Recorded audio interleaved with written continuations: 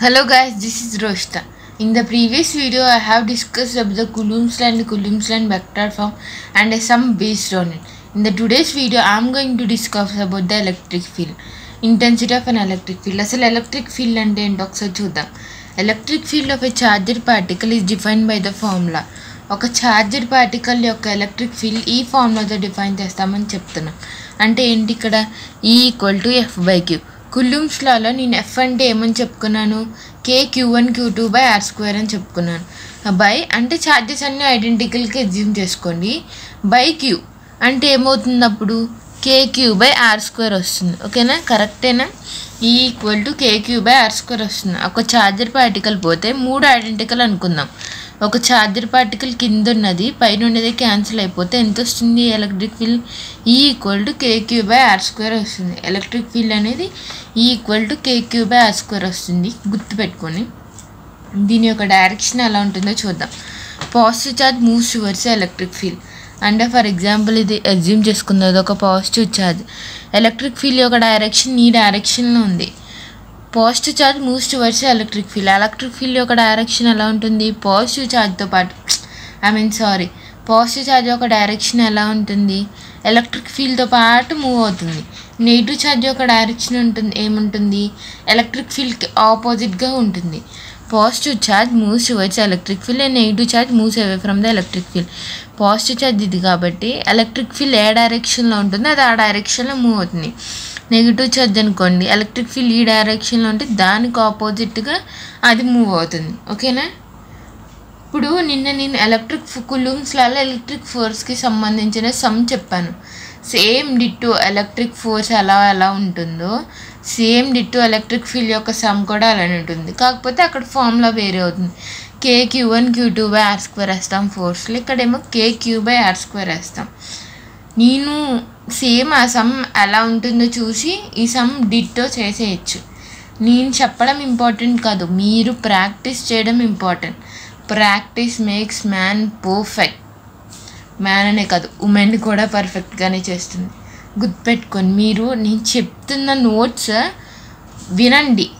విన్న తర్వాత దాన్ని మీరు సమ్స్ మోడల్స్ ఎంత ఎక్కువగా చేస్తే మీకు అంత బాగా ఆ కాన్సెప్ట్ మీద పట్టొస్తుంది.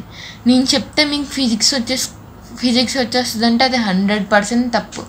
ఏ కోచింగ్ ఇన్స్టిట్యూట్ చెప్పినా ఎవరు చెప్పినా ఫిజిక్స్ మీకు చెప్తే అర్థం అవ్వచ్చు, దాన్ని మీరు ప్రాక్టీస్ చేస్తేనే మీకు ఇంకా బాగా మైండ్లో ఫిక్స్ అవుతుంది. అప్పుడు మీరు ఎగ్జామ్లో ది బెస్ట్గా పర్ఫామ్ చేయగలరు. ఫస్ట్ ప్రాక్టీస్ చేయండి. ప్రాక్టీస్ ఒక్కటే ఉండాలి ఫిజిక్స్లో. నేను చెప్తే మీకు ఫిజిక్స్ వచ్చేస్తుంది, నాకు 180/180 వస్తాయి, 100+ వస్తాయి చాలు అనేవి జస్ట్ ప్రాక్టీస్ వల్ల పాసిబుల్ అవుతాయి. నేను చెప్పిని జస్ట్ కొన్ని మోడల్స్, మీరు ఇంకా ఎక్స్ట్రా మోడల్స్ చేయాలి. అప్పుడే మీకు ఫిజిక్స్లో కొంచెం పట్టు అనేది వస్తుంది. నేను చెప్తున్నాను కదా, ఇప్పుడు మీకు బాగా మార్క్స్ వచ్చేస్తాయి, లెక్చర్స్ వింటే బాగా మార్క్స్ వచ్చేస్తాయి అనేది 100% రాంగ్. మీరు ప్రాక్టీస్ చేస్తేనే మీకు మార్క్స్ వస్తాయి. మేము చెప్పడం వల్ల మీకు మార్క్స్ అస్సలు రా. మేము చెప్పే జస్ట్ కాన్సెప్ట్స్, మీరు ప్రాక్టీస్ చేయడం వల్ల ఆ కాన్సెప్ట్స్ ఇంకా బాగా మీకు మైండ్లో గుర్తుండిపోతాయి. ఓకేనా? ఫస్ట్ ప్రాక్టీస్ చేయండి కాన్సెప్ట్ మీద. నేను ఇప్పుడు ఇంత లెక్చర్ చెప్తున్నాను, దాని మీద చాలా ఇంటర్నెట్ మీడియా ఉంది. మీడియాని యూజ్ చేసుకోండి, చాలా బాగా యూజ్ అవుతాయి. దాంట్లో క్వశ్చన్స్, మోడల్స్ ఏమేమి ఉంటాయి అవన్నీ బయటికి తీయండి. ప్రాక్టీస్ చేయడం ముందు ఇంపార్టెంట్ ఫిజిక్స్లో ప్రాక్టీసేనండి. ప్రాక్టీసే మనకి బాగా మార్క్స్ తెచ్చి పడుతుంది. ఇప్పుడు సేమ్ ఎలక్ట్రిక్ ఫోర్స్ ఎలా అయితే ఉందో ఎలక్ట్రిక్ ఫీల్డ్ చూద్దాం. ఓకేనా? ఎలక్ట్రిక్ ఫీల్డ్కి నేను ఫార్ములా ఏమని చెప్పాను? E=KQ/R² అని చెప్పాను. సేమ్ ఇక్కడ నేను Q అనే పాయింట్ తీసుకుంటున్నాను.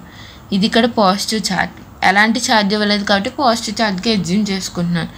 ఇది పాజిటివ్ ఛార్జ్, ఇది ఇక్కడ negative charge. Positive charge negative charge ఏమవుతాయి? అట్రాక్ట్ అవుతాయి. అంటే దీని యొక్క డైరెక్షన్ ఎలా ఉంటుంది? ఇలా ఉంటుంది. పాజిటివ్ ఛార్జ్ నెగిటివ్ ఛార్జ్ ఏమవుతాయి? అట్రాక్ట్ అవుతాయి. దీని యొక్క డైరెక్షన్ ఎలా ఉంటుంది? ఇలా ఉంటుంది. పాజిటివ్ ఛార్జ్ ఏమవుతాయి? రిపెల్ అవుతాయి. దీని యొక్క డైరెక్షన్ ఎలా ఉంటుంది? ఇలా ఉంటుంది. ఈ రెండింటికి వచ్చిన నెట్ ఫోర్స్ దీంతో మైనస్ అవుతుంది. ఎందుకంటే ఇది ఆపోజిట్ డైరెక్షన్లో ఉంది కదా. అదే ఒకవేళ సేమ్ ఈ డైరెక్షన్లో ఉంటే ప్లస్ అవుతాయి. ఆపోజిట్ డైరెక్షన్లో ఉంది కాబట్టి మైనస్ తీసుకున్నాను నేను. ఇక్కడ చార్జ్ అండ్ ప్లస్ డైరెక్షన్లో ఉంది కదా. ప్లస్ ప్లస్ ఏమవుతాయి, రిపెల్ అవుతాయి. కాబట్టి ఈ డైరెక్షన్లో వెళ్తుంది. ఓకేనా. ఇప్పుడు మీకు చూడండి నేను ఎలా సాల్వ్ చేస్తాను. దీన్ని E1 కింద అజ్యూమ్ చేసుకున్నాను, దీన్ని E2 కింద అజ్యూమ్ చేసుకున్నాను, దీన్ని E3 కింద. దీనికి వచ్చిన ఈ నెట్ అనేది దీనికి మైనస్ అవుతుంది. దీంతో పాటు టోటల్ ఫోర్స్ కావాలి కదా, టోటల్ ఎలక్ట్రిక్ ఫీల్డ్ కావాలి కదా, దీంతో పాటు మైనస్ అవుతుంది. ఫస్ట్ E1 ఎంతో చూస్తాను. E1 = KQ/R². R అంటే మనం ఇక్కడ ఏం చెప్పుకోవాలి, ఈ సైడ్ అంటే హైపోటెన్యూస్ సైడ్, అంటే √1² + 1² ఎంత వస్తుంది, √2 వస్తుంది. ఓకేనా. K ఎంత ఇచ్చేసాడు, Q ఎంత 2 కూలుంబ్స్. మ్యాగ్నిట్యూడ్ వేసేసుకుందాం డైరెక్ట్గా. R² √2² ఈ2 కూడా క్యాన్సిల్ అయిపోతే K వస్తుంది. E2 ఎంత వస్తుంది, KQ/R². K × 2 ఇది కూడా సేమ్ √2నే వస్తుంది. √2² 2 క్యాన్సిల్ చేసేస్తున్నా K. దీనికి నెట్ కడుతున్నాను. ఈ నెట్ = చెప్పాను కదా, నెట్ కట్టుకొని దీనికి మైనస్ చేయాలి. √E1² + E2² √K² + K² ఎంత, √2K. ఓకేనా. ఈ నెట్ నాకు √2K వచ్చింది.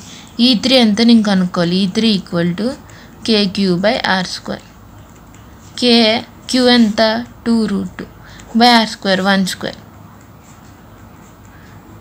2√2K. ఓకేనా. ఇప్పుడు నేను దీంట్లో అదే ఈ నెట్ E3 ఈ టోటల్ కావాలంటే ఈ నెట్ మైనస్ E3 చేయాలని చెప్పాను కదా. ఎందుకంటే డైరెక్షన్ ఆపోజిట్లో ఉంది కాబట్టి నేను మైనస్ చేస్తున్నాను. ఒకవేళ ఇక్కడ మైనస్ ఛార్జ్ ఇచ్చాడు అనుకోండి ప్లస్ అవుతుంది. ఇక్కడ ప్లస్ ఛార్జ్ ఇచ్చాడు కదా, రిపెల్ అవుతుంది. కాబట్టి నేను మైనస్ తీసుకున్నాను. √2K - 2√2. ఓకేనా. ఇప్పుడు దీన్ని ఎలా చేస్తుంటే K × √2 - 2√2. ఓకేనా. వచ్చిందా, అర్థమైందా? Did you understand it? K × √2 - 2√2. ఏదో చిన్న లాజిక్ కొడుతున్నట్టుంది. ఇక్కడ మేము తీసుకోవడం ఇక్కడ తప్పు తీసుకున్నాం. ఇక్కడ దీంతో ఈ నెట్ అనేది మైనస్ చేయాలి. ఎందుకంటే ఇదే కదా లాస్ట్ ఫైనల్ ఫోర్స్. ఈ రెండిటి ఫోర్స్కి ఇది ఈక్వల్. అదే ఈ రెండిటి ఎలక్ట్రిక్ ఫీల్డ్కి ఇది ఈక్వల్. అంటే ఏమవుతుంది, ఇది ఇప్పుడు లార్జ్ ఫోర్సే కదా. అప్పుడు ఈ నెట్ ఈ టోటల్ = E3 - ఈ నెట్ చేయాలి. E3 అంటే ఏంటి, ఇది. ఈ నెట్ అంటే ఏంటి, E1కి E2కి నాకు వచ్చిన రిజల్టెంట్. E3 ఎంత వచ్చింది నాకు, 2√2K వచ్చింది. ఈ నెట్ ఎంత వచ్చింది, ఈ నెట్ √2K. అప్పుడు ఆన్సర్ ఏమొస్తుంది, K × 2√2 - √2. ఇది యాక్చువల్ ఆన్సర్. ఓకేనా. చేయడం అర్థమైందా? సేమ్ డిట్టో ఎలక్ట్రిక్ ఫోర్స్ అలానో ఎలక్ట్రిక్ ఫీల్డ్ కూడా అంతే. ఎటువంటి వేరియేషన్ ఉండదు వీటిలో, జస్ట్ కామన్. ఓకేనా. ఇప్పుడు ఈ సమ్ అర్థమైంది కదా. దీని మీద మోడల్స్ ప్రాక్టీస్ చేయండి, మీకు ఈజీగా వచ్చేస్తా. ఇప్పుడు నెక్స్ట్ టాపిక్లోకి వెళ్ళిపోతుంది. Electric field intensity due to uniformly charge straight wire rod. Electric field intensity అనేది ఒక స్ట్రైట్ వైర్ రాడ్ వల్ల ఎలక్ట్రిక్ ఫీల్డ్ ఇంటెన్సిటీ ఎంత ఉంటుంది అని వాడు చెప్తున్నాడు. ఆ ఫార్ములా చెప్తున్నాడు. Point that lie on the axis of the rod, example point P. ఇప్పుడు ఇది రాడ్ అనుకోండి, ఫర్ ఎగ్జాంపుల్ ఇది రాడ్ అని అజ్యూమ్ చేసుకోండి. రాడ్డే. దీని మొత్తం యొక్క లెంత్ L. యాక్సిస్ నుండి ఎడ్జ్ నుండి అంటే చివరి నుండి మధ్యలో యాక్సిస్కి ఒక డిస్టెన్స్, అంటే దాని యొక్క యాక్సిస్, ఇదంతా యాక్సిస్ కదా రాడ్కి, దాని యొక్క యాక్సిస్లో లై అయ్యే పాయింట్కి మధ్య లాస్ట్ నుండి ఎడ్జ్ నుండి ఎక్కడైతే పాయింట్ ఎండ్ అవుతుందో అక్కడ వరకు డిస్టెన్స్ని మనం స్మాలర్ అంటాం. ఓకేనా. L అంటే actual length of the rod. Electric field intensity to uniformly charge straight wire and rod అని క్వశ్చన్లో మెన్షన్ చేసినప్పుడు ఎలక్ట్రిక్ ఫీల్డ్ ఇంటెన్సిటీ ఎంత అని వాడు అడిగితే ఈ ఫార్ములా వేసేయాలి డైరెక్ట్గా. KQ/R × R+L. R చెప్పాను కదా, ఎడ్జ్ నుండి ఎక్కడైతే పాయింట్ని ఎండ్ చేస్తామో ఆ డిస్టెన్స్ని మనం R అనుకుంటాం. L అంటే total length of the rod. ఓకేనా. ఇప్పుడు నేను మీకు దీని మీద సమ్ చేసి చూపెడతాను చూడండి. Uniformly charged rod of 5 coulombs of charge produces an electric field. Electric field ఎంత ఇచ్చేసాడు? 10⁻⁹ ఇచ్చేసాడు. At point P situated at a distance 10 meters and from the rod. Nm/m. Q ఎంత ఇచ్చేసాడు? 5 coulombs ఇచ్చేసాడు. డిస్టెన్స్ ఎంత? 10 meters ఇచ్చేసాడు. Find length of the rod. L ఎంత కనుక్కోమని. Uniformly charged rod అని చెప్పాడు కదా, నేను చెప్పాను కదా యూనిఫామ్లీ చార్జెడ్ రాడ్ అన్న uniformly charge straight wire rod అన్న ఈ ఫార్ములా వేసుకోవాలి. ఈ పాయింట్ అంటే యాక్సియల్ పాయింట్ దగ్గర KQ/R/R+L. ఇదే కదా ఫార్ములా ఇందాక మనం డిస్కస్ చేసింది. ఈ ఎంత ఇచ్చేసాడు? 10⁻⁹ ఇచ్చేసాడు. కే ఎంత ఇచ్చేసాడు? నేను చెప్పాను కదా 9 × 10⁻⁹ వేసుకోవాలని. మొత్తం వాల్యూ సాల్వ్ చేస్తే ఎంత వస్తుందని. By 5 coulombs. K = 1/4 పైప్స్లో ఉన్నట్టు కదా, ఆ వాల్యూ అంతా సాల్వ్ చేసాకన్నా సైంటిస్ట్ ఒక ఫిక్స్డ్ వాల్యూస్ ఇచ్చారు, దాన్ని 9 × 10⁻⁹ కింద వేసుకుంటాం. ఆర్ అంటే ఎంత? ఇంకో from end of the rod. నేను చెప్పానుగా ఎండ్ ఆఫ్ ద రాడ్ నుండి డిస్టెన్స్ 10 meters అన్నాడు, అది ఆర్ అవుతుంది. ఎండ్ ఆఫ్ ద రాడ్ ఇది ఒక రాడ్ అనుకోండి, దీనికి ఎండ్ నుండి డిస్టెన్స్ 10 meters అన్నాడు.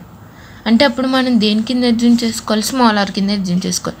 10 × 10 + L. ఓకేనా? సాల్వ్ చేయండి. 10⁻⁹ క్యాన్సిల్. 10 × 10 + L = 5 coulombs. 5 9s ఎంత? 45. 10 10s 100 + 10L = 45. 10L = 45/100. 5 9s 520s. Okay అంతేనా? L = 9/20 × 10. 9/200. ఈ వాల్యూని సాల్వ్ చేస్తే మీకు L యొక్క వాల్యూ ఈజీగా వచ్చేస్తుంది. L ఎంత ఉందో ఆ వాల్యూ వచ్చేస్తుంది ఈ ఫార్ములాని చార్జ్ చేస్తే. L వాల్యూ 9/200 వస్తుంది. L వాల్యూ 9/200 సాల్వ్ చేస్తే మీకు L వాల్యూ ఎంత వస్తుందో తెలిసిపోతుంది. ఇప్పుడు ఇంకొక సబ్ టాపిక్లోకి వెళ్ళిపోయి electric field intensity centre of uniformly. ఇప్పుడు దాకా మనం uniformly charges straight wire rod చూసుకున్నాం, ఎలక్ట్రిక్ ఫోర్స్ లాగా ఎలక్ట్రిక్ ఫీల్డ్ మీద సమ్ చేసాం.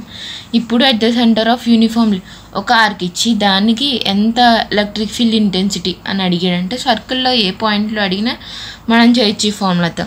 E = 2K λ/sin π/2/r. ఇక్కడ 2 తెలుసు, K తెలుసు, sin π/2 అంటే మధ్యలో యాంగిల్ యొక్కని హాఫ్ చేస్తే ఎంత? R అంటే రేడియస్, లాంబ్డా ఏంటని అనుకోవచ్చు. లాంబ్డా అంటే ఛార్జ్ డెన్సిటీ. Lambda = Q/L. ఇది గుర్తుపెట్టుకో, మీకు అప్కమింగ్ క్లాసెస్లో ఛార్జ్ డెన్సిటీ వాల్యూమ్ డెన్సిటీ ఇవన్నీ వస్తాయి, నేను మీకు చెప్తాను. ప్రస్తుతానికి లాంబ్డా = Q/L ఛార్జ్ డెన్సిటీ అని గుర్తుపెట్టుకోండి. ఒకవేళ వాడు సెమీ సర్కిల్ ఇచ్చి ఎలక్ట్రిక్ ఫీల్డ్ ఇంటెన్సిటీ ఎంత అని అడిగారు అనుకోండి, E = మనకు తెలుసు కదా 2K λ/sin π/2/r. Semi circle అన్నాను, దీని యొక్క యాంగిల్ ఎంత ఉంటుంది? ఫై అనే యాంగిల్ 180 degrees ఉంటుంది. ఓకేనా? sin 180/2 ఎంత? 90. sin 90 ఎంత? 1. 2K λ/r ఫర్ సెమీ సర్కిల్కి. Uniformly charged ring E = 2K λ/sin π/2/r కదా. అసలు ఈ ఫార్ములా చాలా ఇంపార్టెంట్. ఓకేనా? ఫార్ములాతోనే అన్ని ఒక సర్కిల్లో ఉన్నది అన్ని పార్ట్స్ తగ్గిపోతాయి. ఫై ఎంత? 360 degrees. మొత్తం రింగ్ అని అడిగాడు కదా. sin 360/2 ఎంత? sin 180. sin 180 ఎంత? 0. కాబట్టి ఎలక్ట్రిక్ ఫీల్డ్ ఎంత? 0. యూనిఫామ్లీ ఛార్జ్డ్ రింగ్కి ఎలక్ట్రిక్ ఫీల్డ్ అనేది 0 ఫర్ యూనిఫామ్లీ ఛార్జ్డ్ రింగ్. ఓకేనా? ఇప్పుడు ఫర్ క్వార్టర్ సర్కిల్ అంటే ఏంటి? ఒక సర్కిల్లో 4 quarters ఉంటాయి. ఇదొక సెమీ సర్కిల్, ఇదొక క్వార్టర్, ఇదొక క్వార్టర్, ఇదొక క్వార్టర్, ఇదొక క్వార్టర్, ఇదొక క్వార్టర్. ఇప్పుడు క్వార్టర్ సర్కిల్కి ఎంత అని అడుగుతున్నాను? 2K λ/sin π/2/r. ఓకేనా? క్వార్టర్లో ఎంత? 5 = 90 degrees. sin 45 ఎంత అంటే 90/2 చేస్తే 45 కదా, 1/√2. 2K λ/sin 45/r 2k lambda by root 2 into r. ఇది 2 root 2 ఎన్ని times cancel, root 2 times cancel, root 2 k lambda by r. ఓకేనా, అర్థమైందా? Did you understand it? Friends, నేను ఇంకోసారి చెప్తున్నాను, you should be the game changer of your life. నీ life నీదే, నువ్వు నువ్వే చదవాలి, ఎవ్వరు చదవరు. ఓకేనా, కాన్సెప్ట్స్ని గుర్తుపెట్టుకోండి, ప్రాక్టీస్ బాగా చేయండి.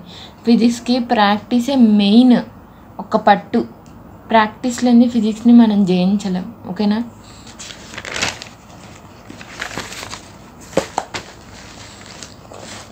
ఇప్పుడు యాక్సిస్ ఆఫ్ ఏ రింగ్లో ఎలక్ట్రిక్ ఫీల్డ్ ఎలా ఉంటుందో డిస్కస్ చేద్దాం. ఈ axial kqx/r² + x² whole power 3/2.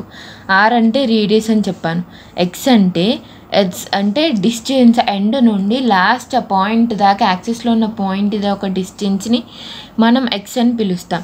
kqx అంటే ఇక్కడ చూడండి, ఇది రింగ్ని సెంటర్లో రింగ్ని స్పియర్గా సర్కిల్గానే అజ్యూమ్ చేసుకుంటాం కదా. E=0 అట్ ద సెంటర్, తెలుసు కదా. ఎక్స్ అనే పాయింట్ 0 వస్తుంది. అక్కడ నుండి ఒక సర్టెన్ పాయింట్ వరకు యాక్సిస్లోనే అయిన పాయింట్ని మనం ఎక్స్ అని పిలుస్తాం. దాని formula kqx/r² + x² whole power 3/2.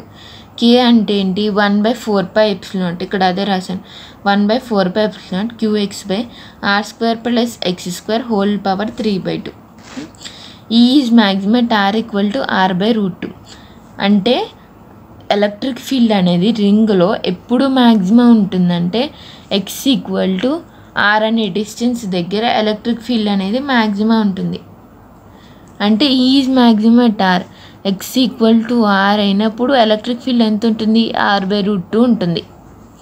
అదే ఈ అనేది ఎప్పుడు మినిమం అవుతుంది, x = 0 ఉన్నప్పుడు. అంటే ఇన్ఫినిటీ పొజిషన్ దగ్గర x 0 ఉన్నప్పుడు ఎలక్ట్రిక్ ఫీల్డ్ కూడా ఆటోమేటిక్గా 0 అయిపోతుంది.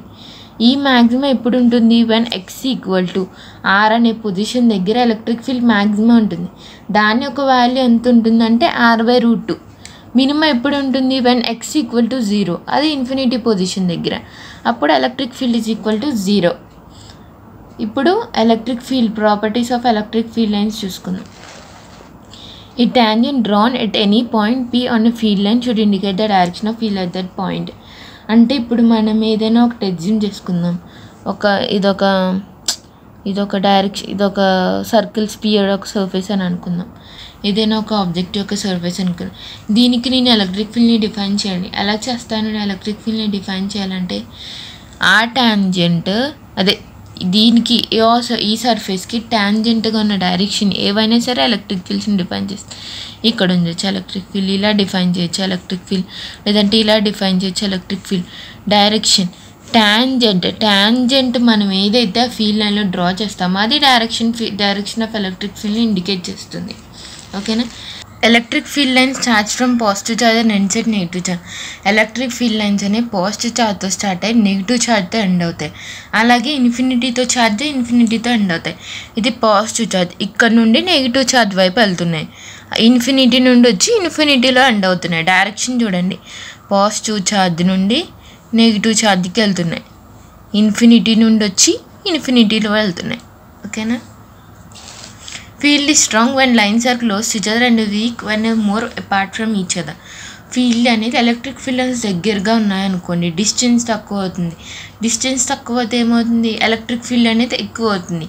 అంటే ఏమో చెప్పుకోవచ్చు, field is strong when lines are close to each other. ఇక్కడ వెన్ కంపేర్ టు ఇక్కడ ఎలక్ట్రిక్ ఫీల్డ్ కన్నా ఇక్కడ ఎలక్ట్రిక్ ఫీల్డ్ ఎక్కువ, ఎందుకంటే రెండింటికి మధ్య డిస్టెన్స్ తక్కువ, దీనికి డిస్టెన్స్ ఎక్కువ. డిస్టెన్స్ ఎక్కువ అంటే ఏంటి, ఎలక్ట్రిక్ ఫీల్డ్ తగ్గిపోతుంది. డిస్టెన్స్ తక్కువ అంటే ఎలక్ట్రిక్ ఫీల్డ్ పెరుగుతుంది, ఎందుకంటే is inversely proportional to 1/r² కదా. Field is strong when lines are close to each other and is weak when lines are apart from each other.